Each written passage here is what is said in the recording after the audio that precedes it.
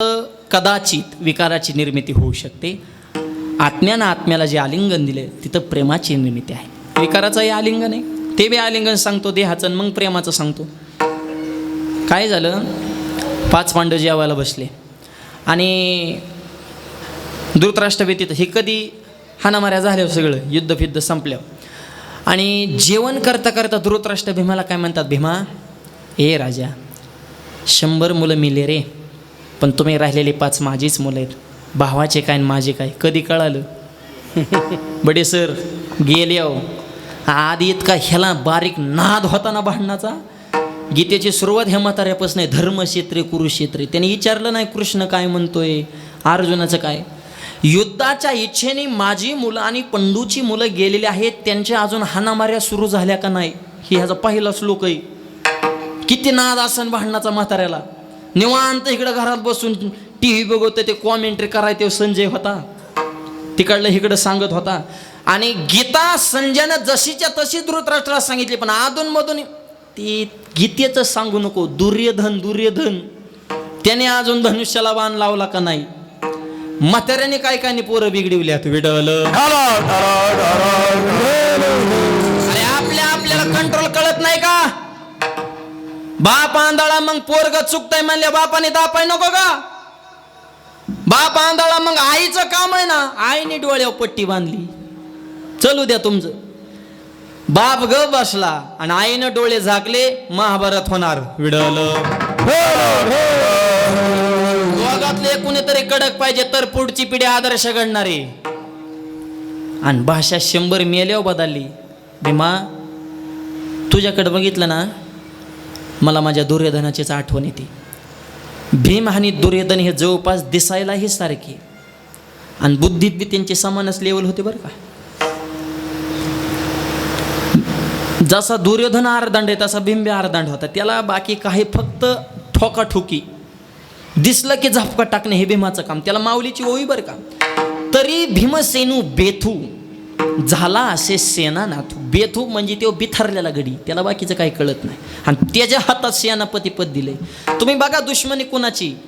दुर्योधन आपला खरा दुश्मन अर्जुनाला मानत नव्हता, भीमाला, का त्यांचा बुद्ध्यांक एका लेवलचा होता. समाजात व्यास बुद्धी, क्रेज लेवल, क्वालिटी बघूनच आपली लेवल.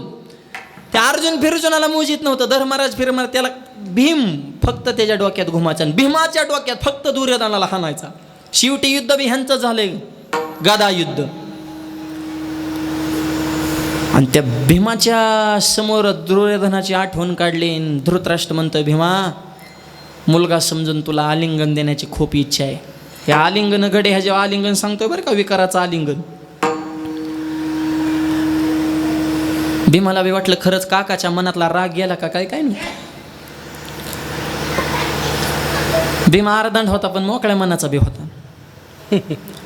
ती ह्याच्या गोड बोलण्याला बळी पडलं. बोलण्यावर जायचं नाही, तोंडाव माणसं गोडच बोलत असतात. मैंद मुकेचा कोवळा, भाव अंतरेचा निराळा. अरे जे नेमुके स्तवीन ते निंदे पाठीलावी. काय लोकाचं खरे, तोंडाव म्हणणार वा वा वा वा वा, तुमच्यासारखा माणूस तालुक्यात नाही, पुढे गेल्या भंगार रे, त्याने तर गावचं वाटोळ केले. कसा विश्वास ठेवायचा ह्यांच्यावर सांगा ना तुम्ही. भाषेव जायचं नाही विडवलं. जिल्हे गोड बोलतात ना ते आपल्याला कधीच मतदान करीत नाहीत. लिहून घ्या तुम्ही. आपलीच खाणार, आपलीच पिणार. टेटस सुद्धा आपलाच असतो, पण आपल्यावर जळत असते, ही लक्षात घ्या. तसं भीम म्हणला, काका मी तुम्हाला आलिंगन देणार म्हणले, पण आज नाही उद्या. भीम इतका खुश झाला, त्याला वाटलं काकाच्या मनातला राग गेला का काय नको. त्याने डायरेक्ट परत टेटसच ठेवला, मी उद्या काकाला आलिंगन देणार. जिकडं तिकडं बातमी व्हायरल झाली, काका पुतण्याची भेट. काका पुतण्याचं राजकारण आताचं नाही, पहिल्यापासूनच आहे. भगवान श्रीकृष्ण बसले होते व्हॉट्सअप खेळत. मोबाईल होता त्यावेळेस, थोडा मॉनिटर लावायचा, इको कमी करा जरा, आवाज द्या फक्त. देवापर्यंत बातमी व्हायरल झाली की भीम आणि धृतराष्ट्र आलिंगन देणार आहेत. मी मला फोन केला, जय हरी म्हणले बोला. जय हरी नाही, ही मीटिंग करायची लाईव्ह, इकडे ये, सगळंच फोनवर बोलायचं नसतं, रेकॉर्डिंग व्हायरल होत असते सगळंच फोनवर. का ये म्हणले इकडं बैठक करायची, तू सांग घेतला बोलून, काय म्हणणं आहे, ही जे ऐकतोय ही खरं आहे का, मनोमिलन होणार. पत्रकार आले तिथं, कुठं बसले तुमच्यासोबत, हां समोरच आहेत, दुसरे आले तिकडं आमचे ज्ञानेश्वर भाऊ, त्यांचे शब्द असे रोखठोक असतात बरं का. दोन माणसं भेटणार असेल की पुढं प्रश्नचिन्ह टाकणार, भीम आणि डॅश धृतराष्ट्र मनोमिलन होणार, आणि पुढं प्रश्नचिन्ह, म्हणजे होणार की नाही पण लोकाला वाटतंय होणार. ते सार असतं पत्रकारितेचं. प्रश्नचिन्ह कोणतीही बातमी खपवा येत असते. विडवलं, अरे ह्या बातम्या खऱ्यात खरे, भीम म्हणला मी आलिंगन देणार आहे. अरे म्हणले सांगायचं ना मला आधी, आमच्या घरच्या मॅटरमध्ये तुम्ही डोकं लावायचं. भीम देवाला, देव म्हणले तुझ्या घरचा मॅटर तुला आता दिसला का, 18 दिवस तुझ्या भावाच्या रथाचं सारे ते केलं, युद्धामध्ये विजय प्राप्त करून दिला, तेव्हा आमच्या घरचा मॅटर होता का. अरे तुमचं मिटवासाठी आम्ही आमचं जाळलं ना. अरे मी राजा कुठला होतो, कामं कुठली केली, द्वारकेचा राणा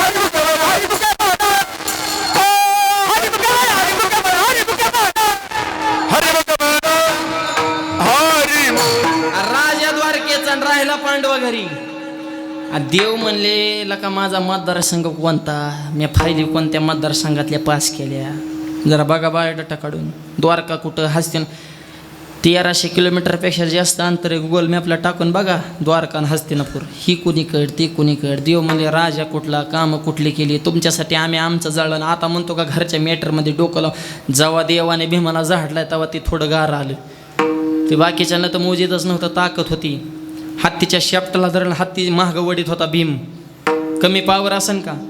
भीमदादा तेवढी ताकद का होती तर आईच्या हातचं कलेशा भीमाचं पोट भरत नव्हतं. ह्या आताच्या भीमाने ध्यानात ठेवा. कलियुगातला भीम जेव्हा बसला आईवर धावला, काय भाजी केली, इतकी पातळ भाजी आका चंद्र ह्याच्यात दिसतोय.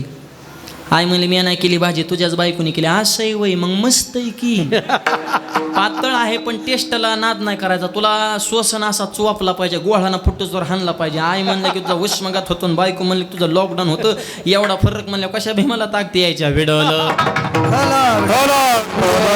काय ताकद होती मावळ्यांना, वजनदार मावळे होते मायबा, ऊसाची मुळे सुद्धा पिळीत होते मायबा, पार वाकीत होते, टिपरू तुट नाही ऊसाचा आताच्या पोरांना, शरीर संपदा नाही काय नाही, काय ताकद होते हनुमंतरांना. दुसऱ्याच्या गावात गेल्या माणसं डेअरिंग करीत गप बसतात, नको रे गाव दुसऱ्याचे झपके होते, आपल्याला येडेवाणी करायला ग. हे वाघ असा झाला दुसऱ्याच्या गावात जाऊन तिथल्या मालकाची दाढीच जाळली. हनुमंत महाबळ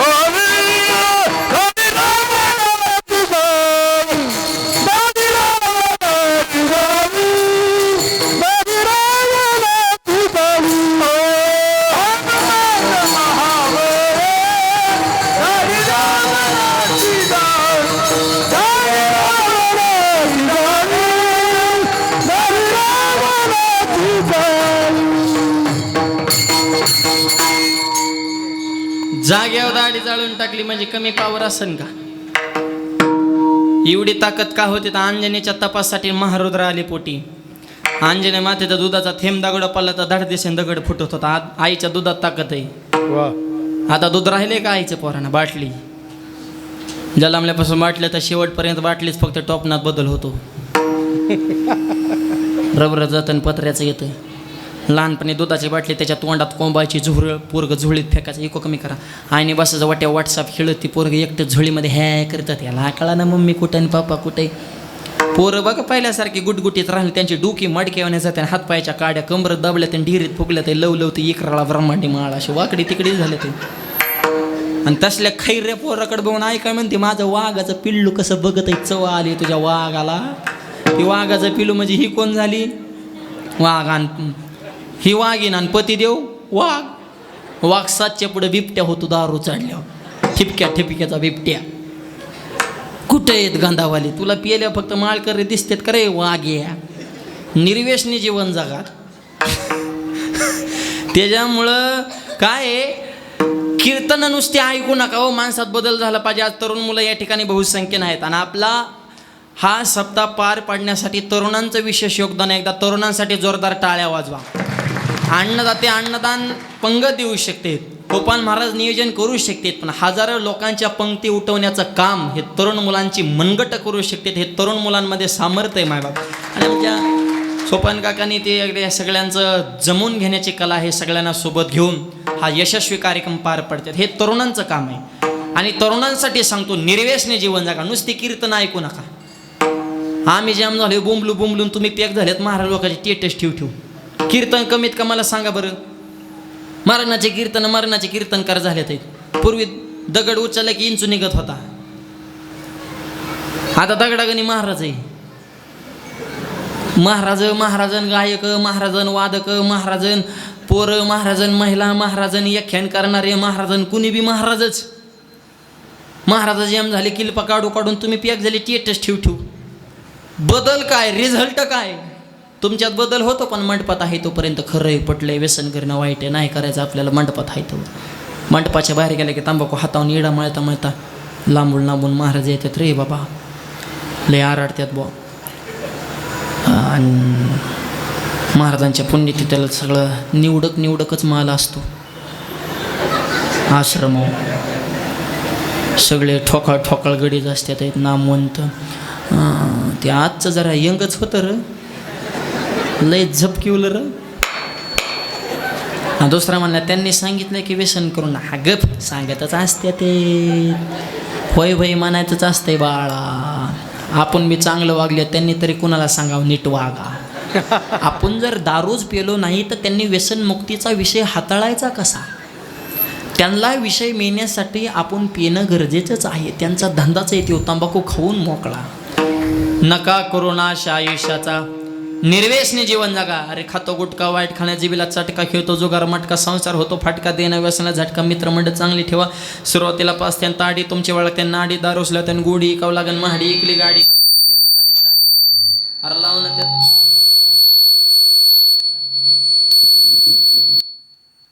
कमी ठेव का नाही.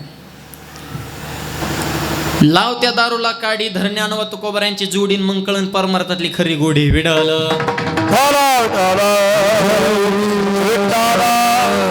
आवाज मगाशी होता तसा करा. आवाज इकडं आला का, इकडला कमी करा. ओके चालू होतं, काय अडचण नाही. मगाशी होता तसंच राहू द्या. विडवलं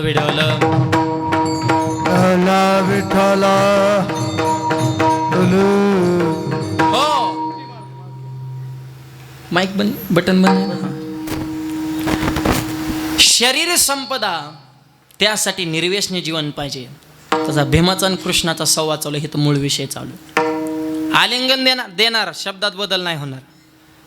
देव म्हणले एक काम करा, आलिंगन देण्याच्या अगोदर 2 मिनिटाचा वेळ मला दे. म्हणले ओके. दुसऱ्या दिवशी सभा भरली. देवाने अशी आयडिया केली. त्याच रात्री भीमाच्या आकाराचा लोखंडाचा पुतळा बनवून घेतला. लांबी, रुंदी, उंची, जाडी, डिकटो भीमच. आणि दुसऱ्या दिवशी ह्याने सुरू केलं ना, धृतराष्ट्र, भीमा ए राजा, तू म्हणला होता ना आलिंगन देतो. किती भाषा गोडे, म्हणजे नाहीच शेवटपर्यंत कळलं पाहिजे ह्याच्या डोक्यात काय प्लॅनिंग आहे बो. भीमबी उठला, देवाने खुणीला ग बस म्हणले, मरचीन तुझा 2रा नंबर आहे म्हणले. मग पहिला कोणाचा आहे. सेवकांना खुणलं म्हणले, लोखंडाचा पुतळा पुढं सरका. लोखंडाचा पुतळा पुढं सरकवला. 100 मुलं मारले होते. किती राग असेल करा विचार. सगळा राग अंतःकरणातून बाहेर निघाला. भीमा म्हणून जीच आलिंगन दिले, जीच कर कर कर भीम दाबलाय. लोखंडाचा पुतळा होता पण जाग्या बुका केला. हे ओरिजिनल भीमाने बघितलं ते मला आयो कृष्ण कुठे जगलो म्हणून वाचलो रे म्हणला देवा. अरे पुतळ्याचं पीठ केलंय म्हणला लोखंडाच्या, मला तर जाग्यावर दाबून मारलं असतं. आता हे सुद्धा आलिंगनच आहे. प्रेम आहे का? नाही. द्वेष, कपट, तिरस्कार, राजकारण हे कपटाचं आलिंगन आहे. असंच आहे का आज अजून आलिंगन आपल्या इतिहासामध्ये गाजलंय. हा शिवाजी हमारे गले लग जाओ. कोण म्हणतंय? अफजल खान. कोणाला? छत्र. या राजे, शिवाजी महाराजांचा पुतळा आहे या ठिकाणी. भक्ती शक्तीचा संगम दोन्ही या ठिकाणी आश्रमावरती आहे. राजे या, खूप दिवस नाव ऐकून होतो, विजापूरवरून आलोय, नाव ऐकून. नाही कमी वयात प्रगती केली म्हणजे इतकं मार्केट हलवीत नसतीत म्हणले, बंदोबस्त करण्यासाठी आलोय. आलिंगन द्या. भाषा गोड आहे पण अंतकरणात कपट आहे. पण आलिंगन देणारा कसा होता? आशा वागिनीचा तो छावा हो,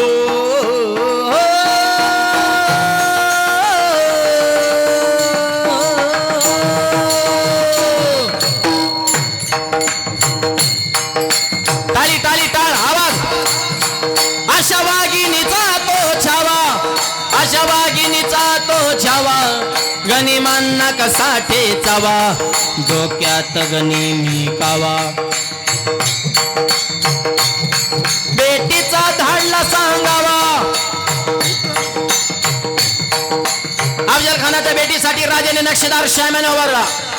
नक्षीदार श्यामियान्याला खान दौलत दुलत आला. सय्यद बंडा त्याच्या संगतीला, शिवबाच्या संग जीव महाला. अरे 18 पगड जातीतले माझे नाही समाजाचा जिवाजी माले होते. जिवाजी वाचले शिवाजी. या राजे हात पुढे केलं आणि राजांनी खानाला आलिंगन दिलं. खानानं दगा केला. खान दाभिमान मान्याला गेला, चिलकत होता अंगाला. खानाचा फुका गेला. खान गरबाला. राजे सावध झाले. माझ्या छत्रपतींनी वग नकाचा मारा केला. पोटामध्ये पिच खूप झाला. तर तर फाडलं गोटाला.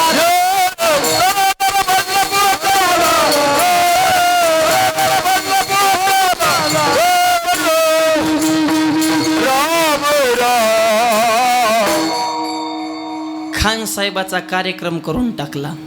खानाला मारलं मला हे सांगायचं नाही, आपला मुद्दा वेगळा आहे. आलिंगन दिसायला आलिंगन आहे, प्रेमाचं नाही, कपट आहे, तिरस्कार आहे, द्वेष, राजकारण हे झालं विकाराचं आलिंगन. पण आजच्या अभंगामध्ये जगद्गुरु तुकोबारे सांगतात ते प्रेम स्वरूप आलिंगन. जर ज्ञानाचं आलिंगन संतांनी जर एखाद्या साधकाला दिलं, त्याच्या जीवनामध्ये कशाची प्राप्ती होते. अभंगाच्या पहिल्या चरणात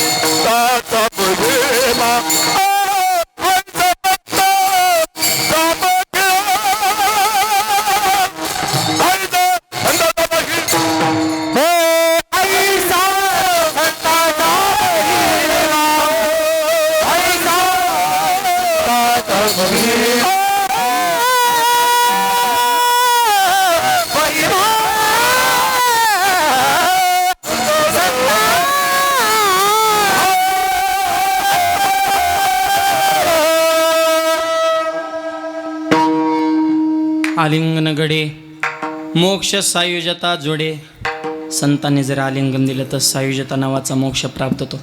आलिंगने संताच्या दिव्य झाली माझी काया, मस्तक हे पायावरी त्यांच्या ठेवी. आलिंगने सुख वाटे प्रेमाचे दांडी घोटे, हर्षे ब्रह्मांड उच्चटे समोळ उठे मी पण. आलिंगन गडे मोक्ष सायुज्यता जोडे संतांच्या आलिंगनामध्ये. अर्थात त्यांच्या ज्ञानामध्ये ते सामर्थ्य. आणि ऐका, संत ज्ञानानं ओळखा, चमत्कारानं नाही.